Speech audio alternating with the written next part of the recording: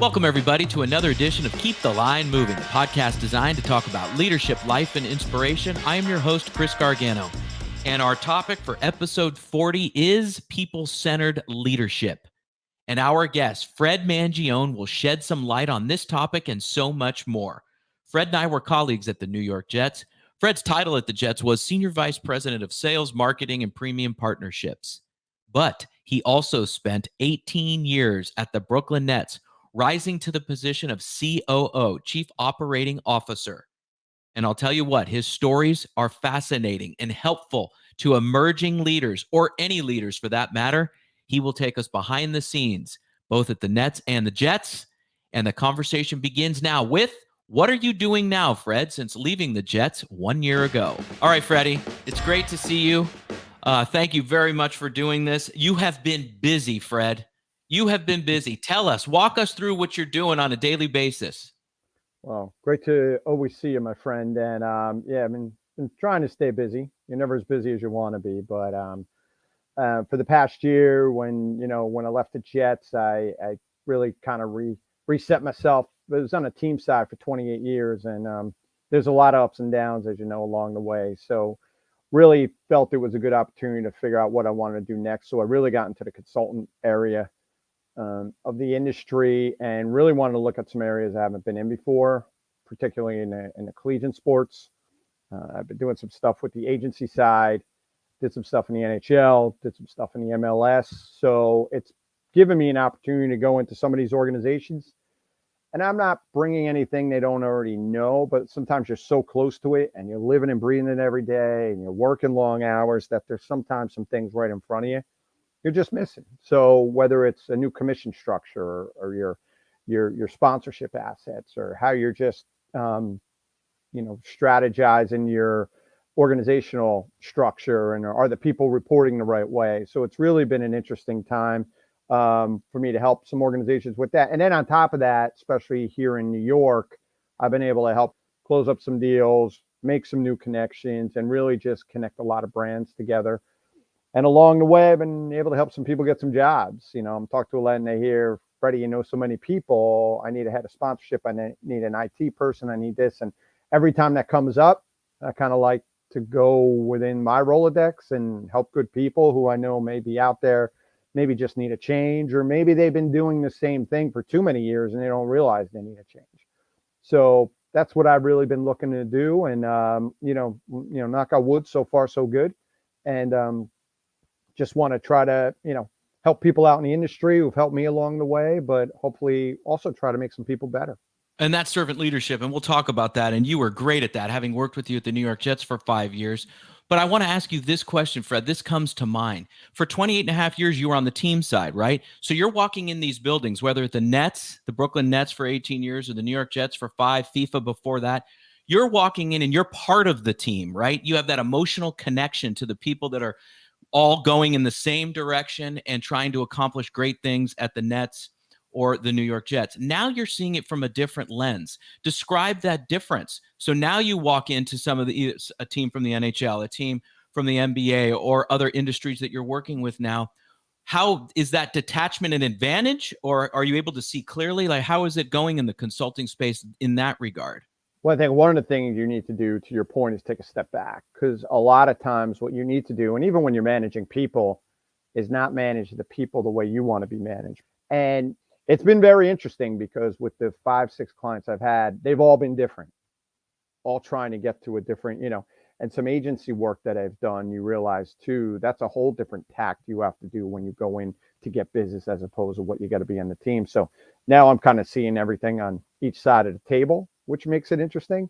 But, at the end of the day, it does all really start from leadership and how they want their culture to run and setting that tone. So I have to imagine you're having conversations like we're having right now, which you just beautifully articulated, which is that time spent with people that report to you or are on your team. So I'm in the space as well. I'm consulting with companies and education and New York University, this, that, teaching there as well. What I'm asking is this: how do you advise a leader? Listen, it might benefit you to develop these unique and genuine relationships and connections with folks. How do you phrase that? How do you come into those conversations with those people? Yeah, look, it's you also need to make sure, especially if you're the top person, you're the CEO or you're the president. You also need to make sure you need a lot of people like to say, "Hey, I'm open door, I'm accessible," but you also have to be careful that you're over accessible. I mean, you have people under you in a hierarchy to handle the employee who's looking for a 5% raise, and you don't need that person just walking through. I've worked for a lot of, I've worked for some leaders where they were very distant, and some leaders where they just kept their door open all the time. And I'd always be like, what are you doing? You're just giving yourself more problems. That's what we're all here for. So it is a fine balance. It also depends on the size of your organization. If there's a couple hundred people, you're going to manage it differently than if there's 80 people. So I think it's always important, and I've been lucky enough to round some leaders where they set the tone. Here's what we need to do. They get to the executive team, and you kind of, I don't want to say you go out and run their marching orders, but you're setting the tone for what the CEO or president's looking to do. And it's hard for them to sometimes, look, I know a lot of CEO, they have life coaches, and they have career coaches just to help level set them. But a lot of these leaders will then turn around and they'll go to their exec team. Hey, what can we do better? What should I be doing differently? And for me, one of the organizations I was working with locally, they're a club that needs to get a lot of work done still. And I just said, I just don't know if I see the passion every day coming through the front office you need, to get to where you need to be. Because it's not just going to happen by luck. It's not just going to happen by a star player falling from the sky. That always helps.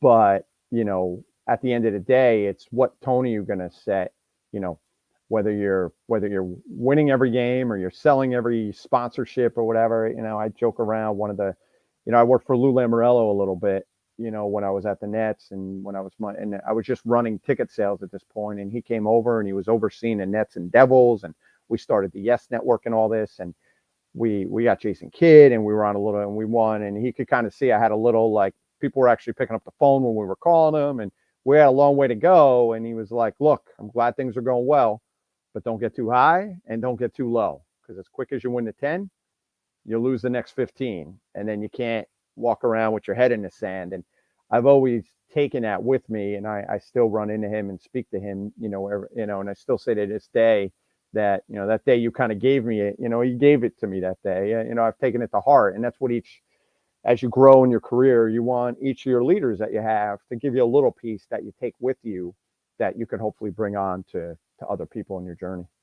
And that was great advice by Lou, not to get too high and too low. So obviously, you and I are in a position, because we're at advanced, in age and career, that we get asked questions a lot, right? Like, how do I get into the business? How do I do this? And a lot of times, there are folks that the first thing they will say, we were both with the Jets, I'm a big Jet fan, and they'll go on and on about their fandom with the team. But in actuality, the gift that you can give people is to say, this is a business. There's an accounting department, there's a marketing department, ticket sales, content. There's different areas of the business that you have to excel in to provide value. It's great you love the team and all, but it's hard to separate the passion, right, for the team and the heart that you have for them to actually performing a task and a skill at a high level. I'm sure you say it differently, but I bet you have those conversations all the time. Yeah, no, and I used to joke around, because when I first left, as you said, I was in the NBA for 18 years. And when I went to the Jets, I mean, obviously less games, but at such a bigger, as like you used to say, like the Jets games weren't games, they were events. And I remember when I was first starting, a lot of people where Nets games were games because you played every other day, no matter what. You only have 10 opportunities at home to nail it. If a couple things went wrong in a net game, you're like, we'll tweak it, we'll get better by Friday. You can't do that in the NFL. Like, you need to be perfect. And I used to joke around, because I'd have colleagues and people around the business, hey, you're in the NFL now. It must be so much easier with 10 events. And I was like, I don't ride my bike to work and like have a catch with Sam Darnold in the back. Like, it's all at such a massive scale. And you need to worry about it all year round. There's no off days. There may be a little bit, but like I've always said, the amazing thing about the NFL, especially here in New York, is you're on the back page every day. Whether you're winning every game, losing every game, you're at draft, you're at this, you're at that. So it's important you're always representing the brand, and you're also um, always on top of it. But it's the same business. To your point, I used to always say the dynamics and everything you're doing day to day, they are the same. They're just played at different levels and scales because you only have 17 games as opposed to 88, in the NBA. So it just changes the dynamic. But most of us are hired to help figure it out if your club's not doing well, and how can you get creative to still get to those revenue numbers. Absolutely. And you're jarring a story of mine when I was at the Raiders. My first year we went to the Super Bowl. We lost to the Tampa Bay Bucks. You remember that. I don't want to, but I have to. And I remember we had some tough years following that. And I remember we had an intern who would log, one of his jobs was to log the footage of each week's game. And I'd be in my office and I could hear he was about 25 feet away. And I would know the outcome of the game based on his emotional reaction. He had headphones on, Yeah, but his emotional reactions to the play. And then I finally had a conversation and I said, I understand you're a huge Raider fan, but we have to separate that yeah, passion. You can still have it. We want you to love the Raiders, but you have to understand that we need that footage log so we could tell great stories and edit footage. And the longer it takes, the longer. And he was wonderful, and he went on to do great things. Fred, at the Nets, you rose to be the COO. I'm going to put it as a simple question. How did you do that? um, I think my biggest thing was longevity. My commitment. I was there 18 years. I always joke around when I got the job. The gentleman who hired me, I was upfront with him because as I was going through my time at the World Cup, my mom actually passed away of breast cancer during that time. And when I got out of the world, I got offered a couple things in soccer, and I didn't know where I wanted to go. I got offered a job at the Boston Red Sox. I'm being a Yankee fan. I didn't think that would go over too well, but and I remember just I went in and they asked, can you come in and can you reboot our sales staff? And I go, I just want to be upfront. I'm going to give you 2 to 3 years. There's some other things I want to do. And before you know it, 18 years later, opening up 2 arenas, moving over a brand, having the opportunity to sit in a room with Jay-Z to design logos and do things. And for me, Brooklyn started to come about. I'm a kid from Jersey. I remember I got a call. The team just got sold. We're going to Brooklyn. The next day I got my car. It was a weekend. And I drove to the site because you would have thought, everyone thought it was happening tomorrow. It took us 12 years to get there. And I remember walking in the office the following Monday and I had 4 people quit because they're like, yeah, I'm not going to work for Brooklyn. I'm like, nothing's even happened yet. And but it was just that. So when I had the opportunity to open up a building, recreate a brand, launch a brand, and I told my boss at the time, once we open, I think I'm going to go look to do something else. And he then said, well, I'm going to have you learn the entertainment business. So I started doing Live Nation, WWE, and all the other events, college basketball and stuff that was coming in to then learn that business. Eventually, we brought the New York Islanders in for a couple of years. So it really kept me sharp. And as I did this and I learned the business and I learned the arena business, I was just doing so much at the top that I was, pulled from ownership and the CEO at the time. They said, hey, look, we want you to really look over all these verticals and get involved day to day and take you out of the small things you've been working on. And so it was a really great opportunity for me. And, like I said, opening up the building was, just something, as I tell people, you're not new in New York often. You know, Shea went to City, Yankees went across the street, Giant Stadium went to, like, all these new buildings got resurrected, but like this was a brand new building in a borough that's never, it hasn't happened since the Dodgers left. And so you knew it would be monumental. You also knew it would be time to walk away, which that's what did happen. And that's when obviously you and I met and I came over to the Jets. You just know sometimes where it's like, you know what? I had my run. It was good. Time to pass the baton. But it's all about the journey you take, the people you take the journey with, people that come in and out of your lives, and people I've opened up the building with will always be close because you did that together. So you just talked about people, exactly where I was going to go next. So a few episodes ago, we focused on one's leadership legacy, right? So when you look back at your time at the Nets, I would bet that if I said, Fred, what's the first thing you think about of your time at the Nets? It is something involved with people. Am I right? No, you're definitely right. And you see it a lot. I always say again, it's a young person's business, and I've always told a lot of people, you know, someday I will probably work for someone who worked for me, because as they go up the corporate ladder. And it's just very fulfilling to see a lot of people who kind of started with me in this industry, where, I always said I felt like the Nets were a good incubator for up and coming talent, because they'd get going and then they'd get recruited. When you have people who are at one place at a long time, you're almost like, is it because they're not good enough? They're loyal. Like, there's different, but as people are starting to spread their wings and move around, it was very fulfilling to see. I mean, I have a lot of people start me. They're chief business officers. They're co-presidents at organizations. They're working for agencies, running firms, and it's pretty fulfilling. And when you get those notes once in a while, like, "Hey, I wouldn't be here without you. I just want to let you know." I mean, you just try to make sure you could be impactful. And I have people who worked for me maybe a year, 15 years ago, who still call me, once or twice a year, just what's going on. And when they tell me about their kids and their kids going to high school, it makes me feel a lot older. But it's great to see that you were just a little bit part of people's growth as they move on in their careers and really their life. I'm a big guy. I do this thing every year, where I've been, that I run like off season sessions. I'm a big guy to hand out books or whatever. And there was a gentleman who worked for me as a sales guy. He went out and started his own sports agency, and he asked me to meet him a couple months ago for lunch. And he was telling me what's going on. And he goes, "I thought of you when I saw this." And he gave me a book. And I go, "You know what's happening here? The mentee is becoming a mentor, and he was like, and he gave me some advice on how he started his own business. And so it's really great when you see stuff like that happen. As I always say, all you want is someone who works for you, is that they leave better than when they walk through your door. And I always say that as long as you leave better than when you got here, no matter what the circumstances are, that's all that matters. Then we did our jobs as an organization.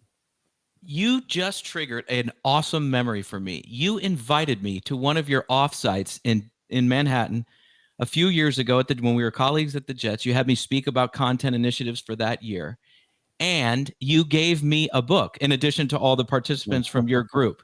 And I could still visualize all those awesome colleagues in front of me with great energy and just ready to learn from each other. And it was, it didn't matter what the heck I was saying, but the way they were engaged was incredible. You know what the book was? John Gordon's Energy Bus, and it's behind me somewhere there. Fantastic book. I recommend it. But Fred, that's what brings people together, offsites like that, and that creating that camaraderie, people looking forward to it. It's just important that everyone's rowing in the same direction. And I'm not saying we're going to be perfect every day. I'm not going to say we're going to sell every ticket, every suite, every sponsorship, no matter where I am.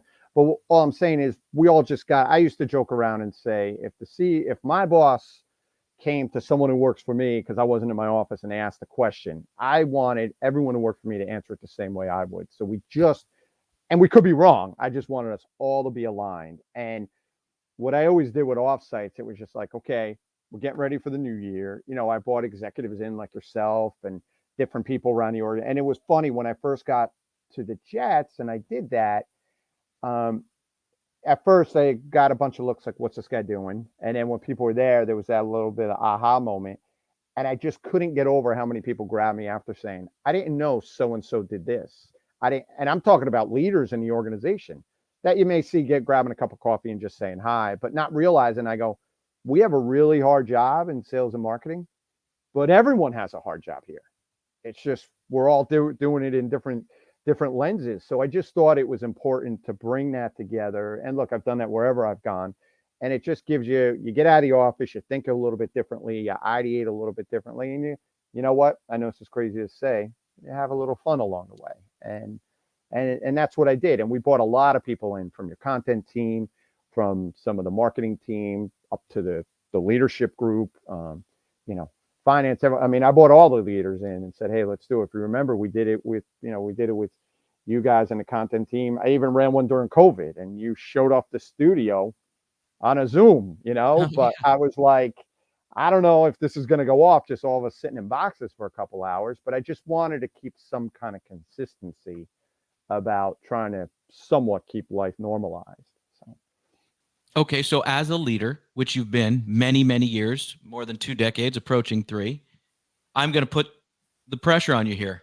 What's the number one quality? So there's an emerging leader. There's somebody who's a coordinator, a manager, a senior manager. They're coming up. They're learning. They're understanding the complexities of people, the human psychology that's involved, trying to read emotions, taking care of people. So I ask you, who's done it for many years, what's the number one quality piece of advice? Put those two together. What would you say? What would you tell them? Look, the biggest thing as they grow is one, they got to be able to pivot. Um, the other thing I always talk about is you need to be able, as you grow in your career, you're dealing with more bad news than good news. You're dealing with someone who wants a raise. You're dealing with someone who wants to leave. You're dealing with someone who's having employees issues, right? Like there's more bad news on a day to day than good news because you're constantly putting out fires. The other thing that's really hard for people to know, which I've told people a lot, like especially from my end where I was sales before I really grew into other ends of the business, is that managing people isn't for everyone.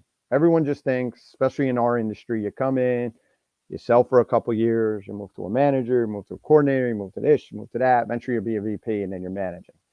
And I've had a lot of tough conversations with people. I think it happens more even on the sponsorship side where it's like you're not ready to manage and do both. Then you got to say you're going to be a better seller than manager. And I know that may be hard to swallow, but if this isn't for you, then maybe we got to figure out where we can help you go be a manager somewhere else. And not everyone's equipped to do it. It's how we started beginning the conversation because I've also seen where people then had the chance to manage and all of a sudden they become like, get in early, do that, and they're trying to like set the tone. And you're like, whoa, pump the brakes, and the hardest part is when you do it. If you get a better job and you leave, it's a lot easier. But then when you go from being one of the colleagues to then being one of the bosses, and you have to change that hat and turn your hat around, it's difficult. And not everyone can do it, and you need to have trust. And the number one thing I tell everyone is your employees need to trust you, and they need to know they may not see you for a couple days, a week, or whatever. And I used to always tell people, I used to tell my leaders, you need to let everyone know I may not see them every day, but I am doing everything I can to help them, protect them, and move forward with all the bigger organizational meetings we have. I'm representing everyone. So you do your job and I get everyone else's back. I want my managers to come to me and be like, we can't let this person go. They're unbelievable. Make them push me to find a spot for you.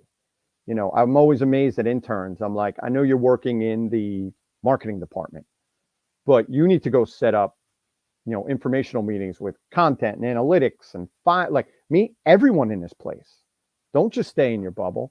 Meet everyone. To your point, the Jets, there's so much talent. And maybe someone you're walking by every day, you feel intimidated because they're a VP and SVP of this, but there's so much knowledge that you can get a lot more sitting in these four walls a couple months than you may get 4 years in college. So you got to take advantage of it. Right. And it's from spending time and getting to know them or getting to know their leaders, right? It's all about time and time to connect. And that is awesome advice, what you just said there. If you're an intern or somebody who's just starting in your career and you have the opportunity to be in the four walls of any organization, get to know people. And I'm going to sound old here. Again, I don't care. Walk through the hallways with your head up, right? You can look at the phone all day, afternoon, whatever. Head up, head on a swivel, say hello, greet people. I know there's introverts and extroverts. I talk about that in my class at NYU all the time, but there's room for all of us, and communicate how is best for you. If maybe it's an email, set up a coffee, this and that. I love that, Fred. That's such valuable advice. It's important to say it. I'm glad you did. All right, Freddie, I'm going to hit you with the AllStar Moments. Are you ready? We'll see. Let's go. Here we go, Fred. One, how do you deal with adversity? You just, like I said to you in the beginning, adversity, you just got to be able to pivot. You got to put, as I always said to my leaders, bad news first and bring me all your problems. I can't fix anything if I don't know it. So don't bring me a problem when it's too late. Bring it to me when I can get ahead of it and help you solve it. Two, how do you give yourself fuel? I think for me, it's, just getting a little bit of that downtime. Like I said, listen to a podcast, going for a long walk, just trying to recharge yourself. Because again, I'm in a different stage right now in my career where I got to just worry about manage myself and clients. But when I was walking into an office every day, it was important for me to always be up no matter what the circumstances in, because if they see the leaders down, that's an easy one to then trickle down to the rest of the staff.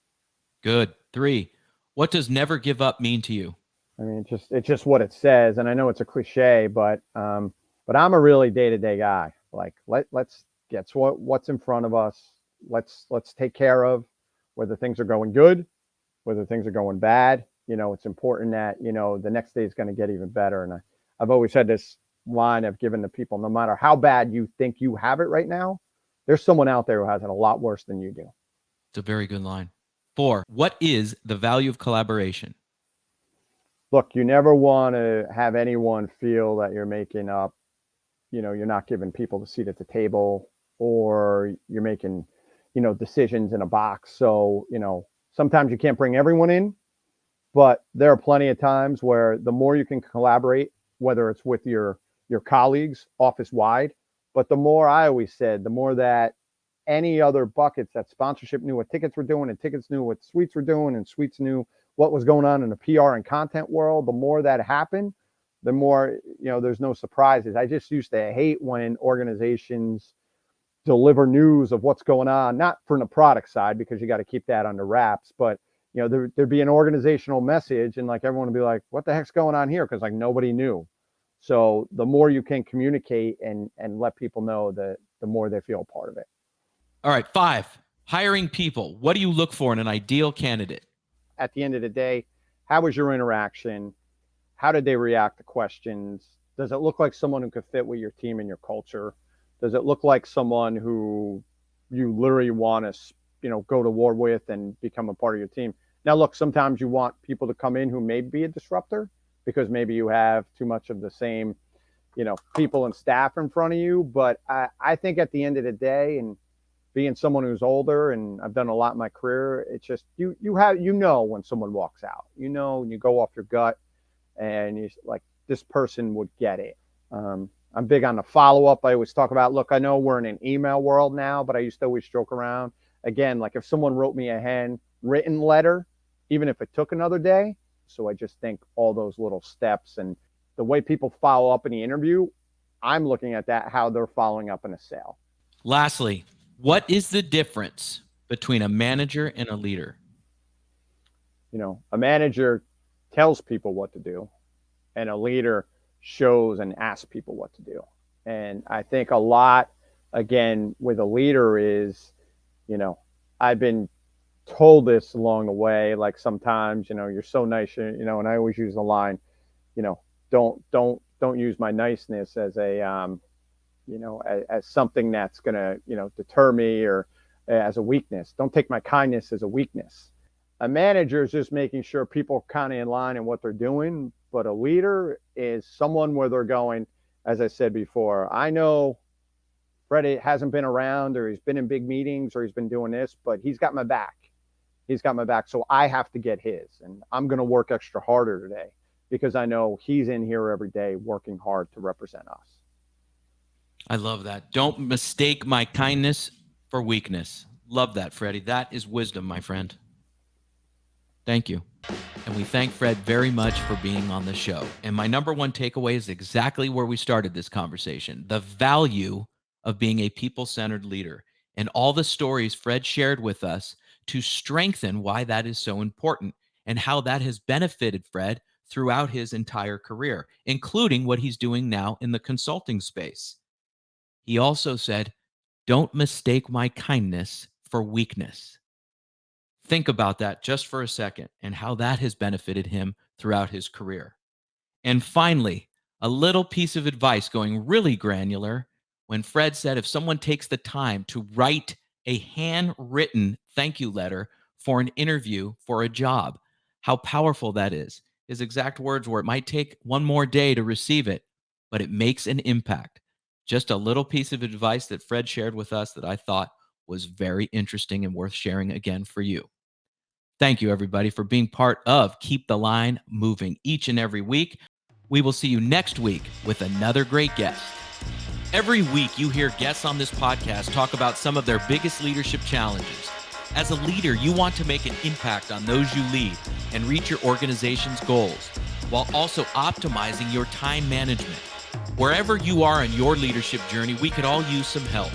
This is what we focus on with our group and individual coaching services. To book a call or get more information, email me directly at chrisg@garganoleadership.com or visit our website at garganoleadership.com. For our podcast and video producer, Jack Radutsky, and our marketing coordinator, Savin Narwal, have a great week, everybody.